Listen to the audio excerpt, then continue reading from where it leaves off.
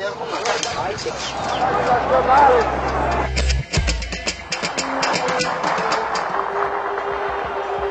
trabalhador brasileiro.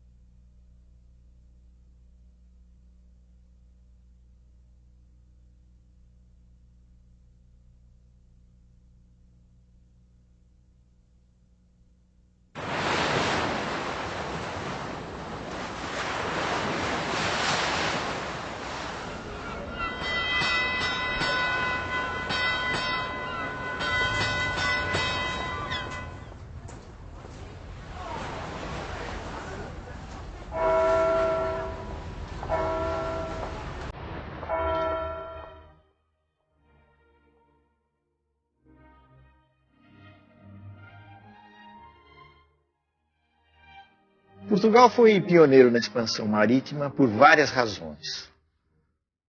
Uma, de ordem interna, foi o fato de que muito cedo Portugal se transformou numa monarquia centralizada. E a coroa portuguesa teve recursos suficientes para empreender uma grande aventura em busca de novas terras. Mas isso é apenas uma história, existem outras razões. Portugal aprendeu com os genoveses da Itália, as técnicas de navegação, andando pelo mar Mediterrâneo.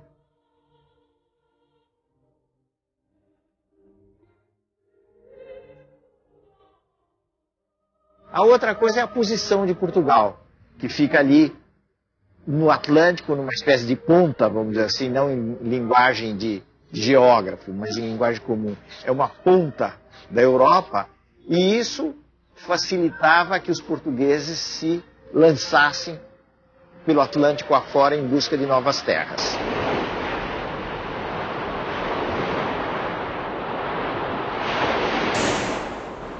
As armas e os barões assinalados que da ocidental praia lusitana, por mares nunca dantes navegados, passaram ainda além da Taprobana, e em perigos e guerras esforçados, mais do que prometia a força humana, e entre gente remota edificar um novo reino, que tanto sublimava. O que é que os portugueses, afinal de contas, foram buscar saindo da sua terra? Certamente eles foram buscar, em primeiro lugar, benefícios materiais. Eram duas coisas as grandes atrações do tempo. Eram o ouro e as especiarias. As especiarias eram produtos como a pimenta, a noz moscada, cravo, canela, que serviam principalmente para disfarçar o mau gosto dos alimentos. Por que esse mau gosto? Porque nessa época não havia refrigeração, então era muito comum que os alimentos se estragassem. Ao mesmo tempo havia um espírito de aventura. A aventura não explica tudo, mas a aventura tem um peso. O desejo de conhecer novos mundos, novas terras. Havia toda uma fantasia do que era o novo mundo. Isso era uma coisa que povoava o imaginário dos europeus desde a Idade Média. As lendas dos animais, das sereias que habitavam as novas terras.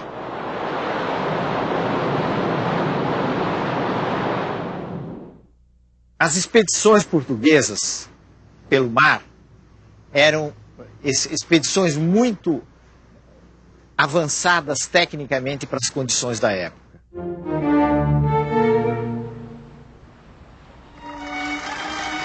Os portugueses inventaram um navio leve extremamente eficiente, que era a caravela. Foi com a caravela, numa grande expedição, que o famoso Pedro Álvares Cabral acabou avistando a terra brasílica nas costas da Bahia.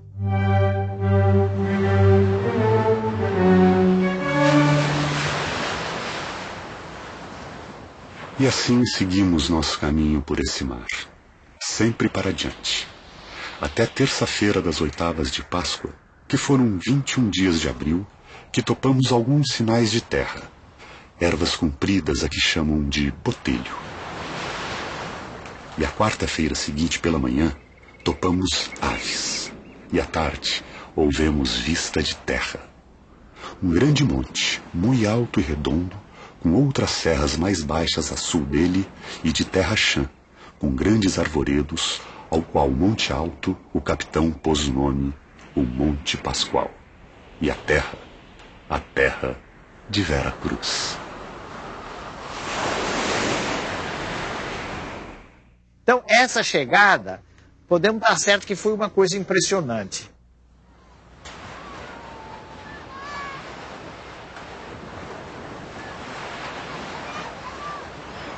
Era um mundo fantástico que se abria aos olhos dos portugueses. E tem um reverso ainda mais complicado dessa história. É saber como é que os indígenas, que afinal de contas eram os habitantes, os donos da terra, viram aquelas figuras que vinham de longe, vestidas de uma maneira estranhíssima. Para que toda aquela roupa, né, num clima tropical? Naturalmente, o clero estava interessado imediatamente na catequese, em levantar a cruz. Outros devem ter ficado maravilhados com a figura das Índias.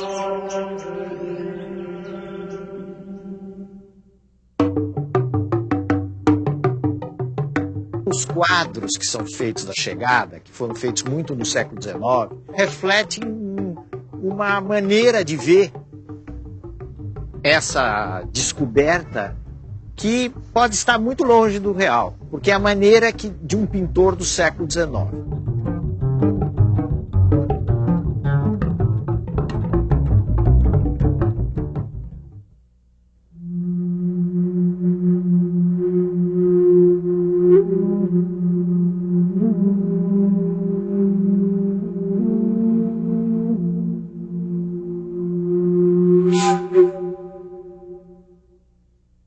Hoje em dia, a gente evita falar na palavra descobrimento do Brasil. Há quem até, para encontrar uma saída, use uma palavra meio esquisita, o achamento do Brasil. Mas o Brasil não foi nem descoberto nem achado. Se nós tomarmos essa expressão para dizer, bom, isso era uma terra inteiramente vazia que os portugueses chegaram.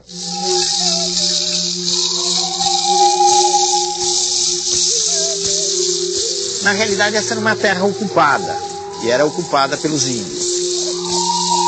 A história do relacionamento entre índios e portugueses é uma história trágica. Os índios foram expulsos das terras que ocupavam, foram escravizados nos primeiros tempos da colônia e milhares deles morreram vítimas de doenças trazidas pelos portugueses.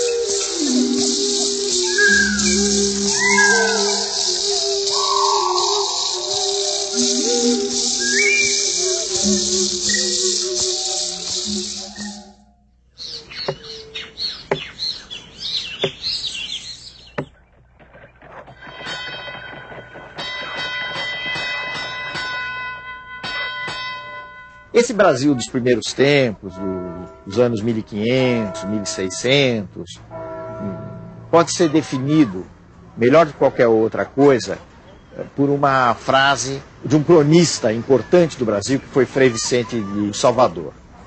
Frei Vicente de Salvador dizia que os portugueses, a princípio, se arrastavam pela praia como caranguejos. O que quer dizer isso? Que eles conseguiam ficar apenas na praia, quer dizer, ficavam apenas no litoral. E muito concentrados no litoral do Nordeste. Eles estavam muito preocupados e muito interessados no comércio com a Índia. E eles pensaram no Brasil como uma espécie de ponto de parada na rota para as Índias. A primeira forma de governo do Brasil colônia foi o sistema de capitanias hereditárias. As capitanias, em geral, fracassaram, com exceção de São Vicente e Pernambuco. Diante do fracasso, então, Portugal estabeleceu um sistema centralizado de governo, que foi o governo geral.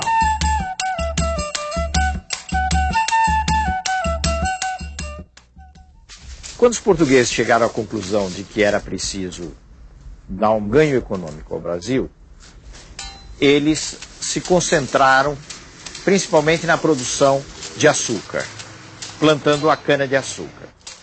Eles tinham uma grande vantagem na plantação da cana-de-açúcar, no refinamento do açúcar, porque eles já tinham uma experiência na costa da África. Eles haviam colonizado as ilhas da costa da África e conheciam muito bem o negócio do açúcar.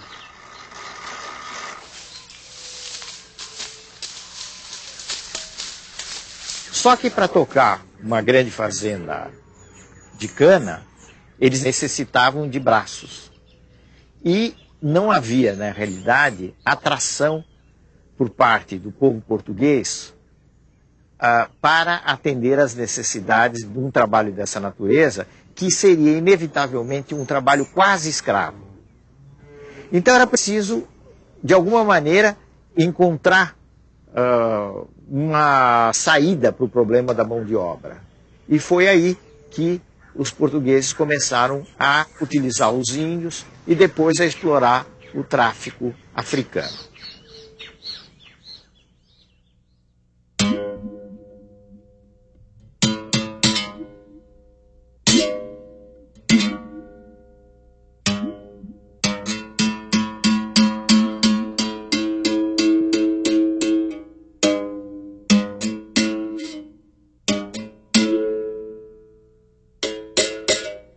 Os escravos vieram em condições muito penosas para o Brasil.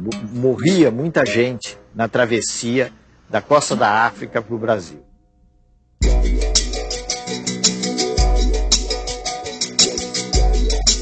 Era um sonho dantesco. O tombadilho que das luzernas avermelha o brilho em sangue a se banhar, tinir de ferros, estalar do açoite. Legiões de homens, negros como a noite, horrendos a dançar. Negras mulheres suspendendo as tetas, magras crianças cujas bocas pretas rega o sangue das mães. Outras, moças, espantadas, no turbilhão de espectros arrastadas, em ânsia e mágoa. Vãs, Senhor Deus dos desgraçados, dizei-me vós, Senhor Deus, se é loucura, se é verdade, tanto horror perante os céus.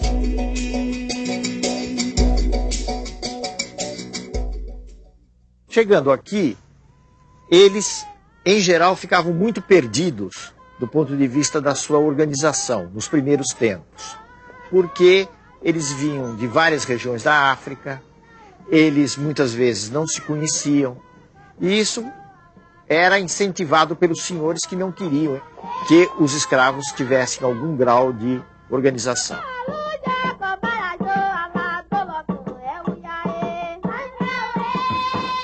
A resistência dos negros à escravidão teve, no Brasil, muitas dificuldades para se realizar. A extensão do país, a diversidade dos grupos, mas ela acabou existindo. Só que nunca houve nada no Brasil, não só no Brasil como em outras colônias, que fosse semelhante a uma grande insurreição, como aconteceu no Haiti em fins do século XVIII. Mas as resistências existiram e a forma mais conhecida da resistência é a forma do quilombo. É uma organização de negros fugidos, mas se sabe hoje que não só de negros fugidos, havia gente que se juntava aos negros e tinha uma forma de vida própria.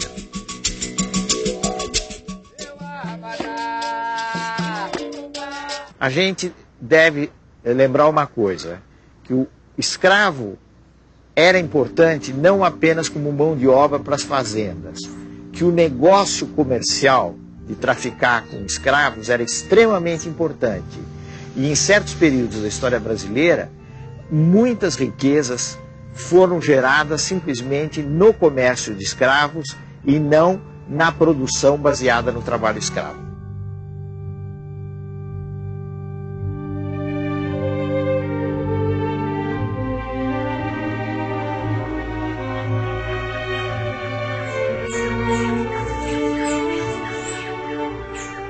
A presença mais importante no Brasil colonial, além dos portugueses, naturalmente, foi a presença dos holandeses. Os holandeses, em primeiro lugar, vieram para a Bahia, ocuparam Salvador, foram obrigados a se retirar e fizeram uma segunda invasão permanecendo aí já há muito mais tempo em Pernambuco. O que é que os holandeses vieram buscar no Brasil? Vieram realmente tentar uma colonização, ganhar postos no Brasil e, ao mesmo tempo, vieram fazer uma coisa muito importante, que tem a ver com a costa da África. Vieram controlar ou tentar controlar o comércio de escravos, tanto assim que ao mesmo tempo em que eles ocuparam o posto no Nordeste, ocuparam Pernambuco, eles avançaram sobre a costa ocidental da África. Os holandeses foram guerreados, naturalmente, por Portugal, mas também pelos colonos que aqui estavam, pelos índios, pelos negros e até quem diga, com algum exagero, que o sentimento de brasilidade começou na luta contra os holandeses no Brasil. Eles acabaram sendo militarmente derrotados, foram expulsos e se retiraram.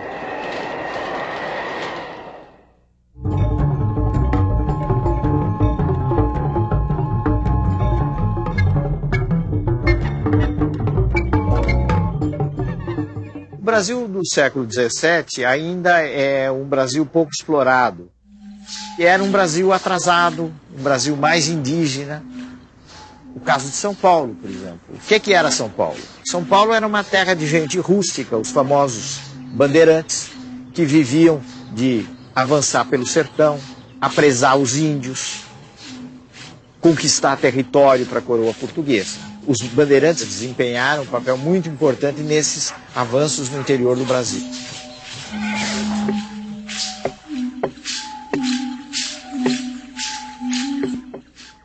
Do ponto de vista da formação desse povo brasileiro, entrou uma grande miscigenação, quer dizer, falando menos difícil, um grande cruzamento de raças. Branco, índio, negro.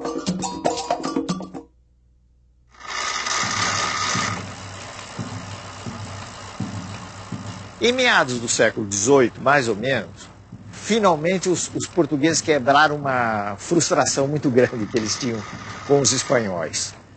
Porque os espanhóis, nas conquistas deles na América, desde o México até o vice-reinado do Peru, tinham encontrado quantidades enormes de ouro e prata. E os portugueses andavam em busca dos metais preciosos e realmente não encontravam. Até que, por obra da ação dos bandeirantes, essas entradas pelo interior, as minas de ouro foram descobertas na região que, por causa disso, veio a se chamar de Minas Gerais.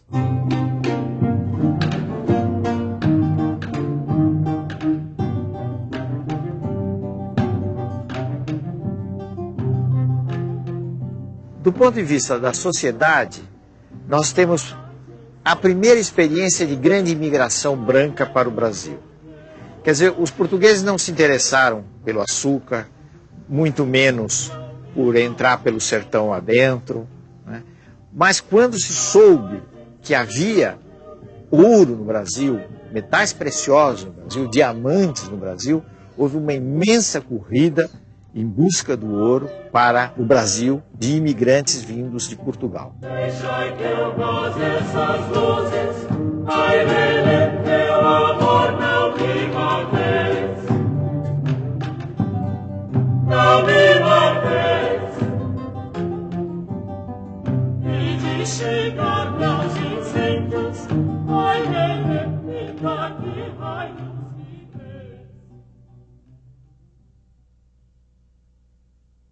Nos últimos anos do século XVIII começaram a surgir uma série de movimentos contra a dominação portuguesa.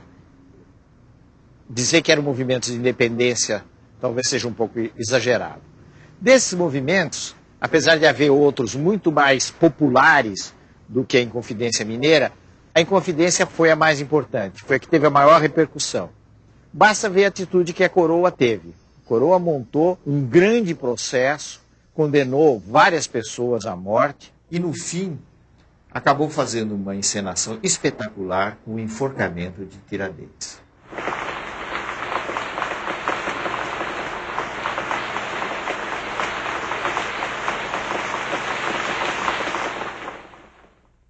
No final do século XVIII, nos últimos anos do século XVIII, o Brasil já tinha mudado bastante.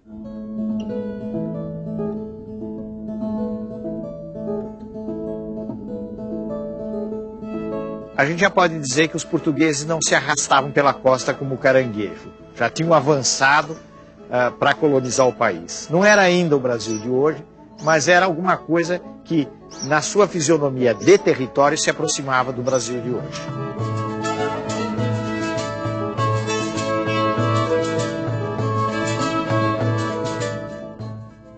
O sistema colonial, que sempre teve furos, no caso de um país pequeno como Portugal, aí ele começou a fazer água no começo do século XIX. Né? Ele começou realmente a afundar. Esse sistema começou a ser quebrado na medida em que a Inglaterra foi cada vez mais se tornando uma potência dominante no mundo.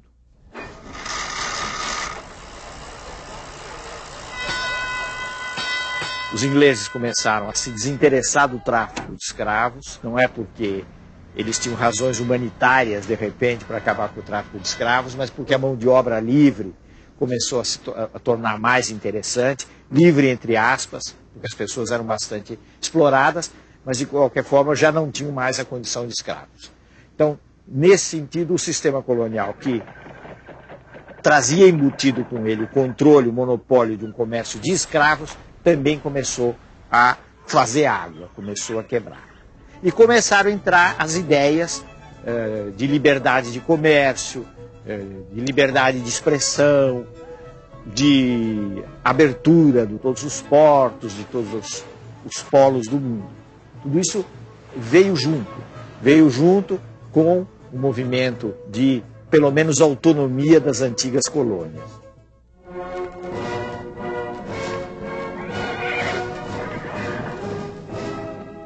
Portugal estava acossado pelos franceses, por Napoleão, sob a ameaça de invasão do território. Então, Dom João vem para o Brasil com a corte portuguesa no começo do século XIX. Essa vinda da família real mudou muito o quadro do Brasil. Há quem diga de uma forma muito sucinta, muito resumida, eu acho que uma frase muito feliz, que a metrópole virou colônia e a colônia virou metrópole.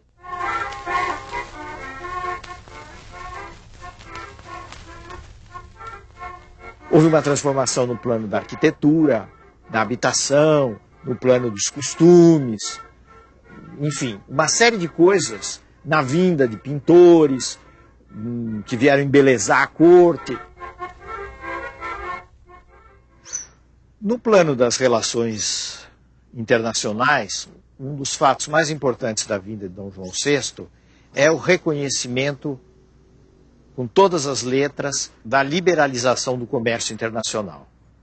Quer dizer, o Brasil tinha os seus portos abertos às nações amigas, e a gente deve pôr isso entre aspas, porque as nações amigas, nesse caso, era uma expressão que significava basicamente a Inglaterra. Quer dizer, a partir daí a Inglaterra pôde ter um acesso direto aos portos brasileiros, ao comércio com o Brasil, coisa que já existia, mas de uma forma indireta.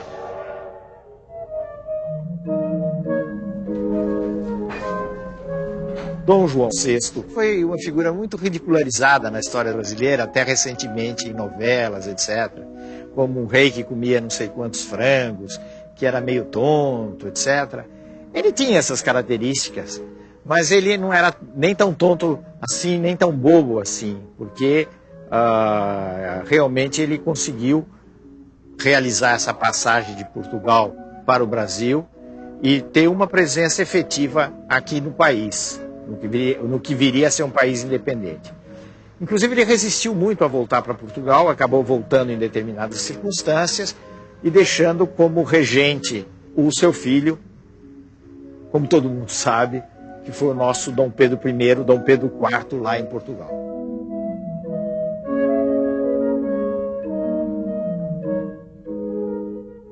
Esse fato da presença de Dom Pedro e também as pressões das elites do Rio de Janeiro, sobretudo, acabaram levando a uma situação de progressivo atrito com as cortes portuguesas, situação que acabou concluindo com o famoso ato que é muito discutido, muito comentado, foi objeto de quadros históricos, que foi a independência do Brasil, aqui em São Paulo, na colina do Ipiranga.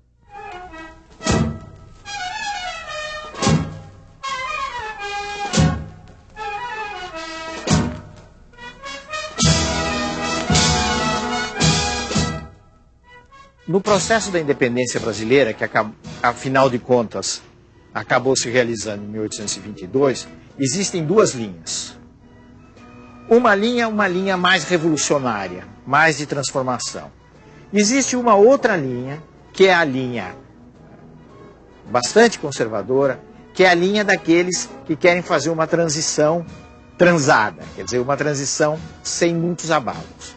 Essa linha é a linha das elites fluminenses. A transição foi feita por esses grupos e foi marcadamente uma transição conservadora, inclusive na forma de governo.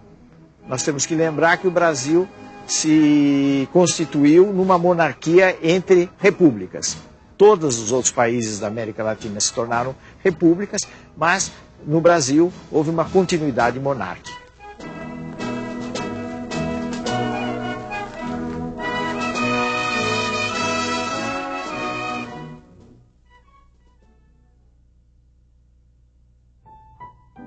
No próximo programa, o Império Brasileiro torna-se definitivo. O longo reinado de Dom Pedro II, o sucesso do café, o começo da indústria e, ainda assim, a demora em pôr fim à escravidão.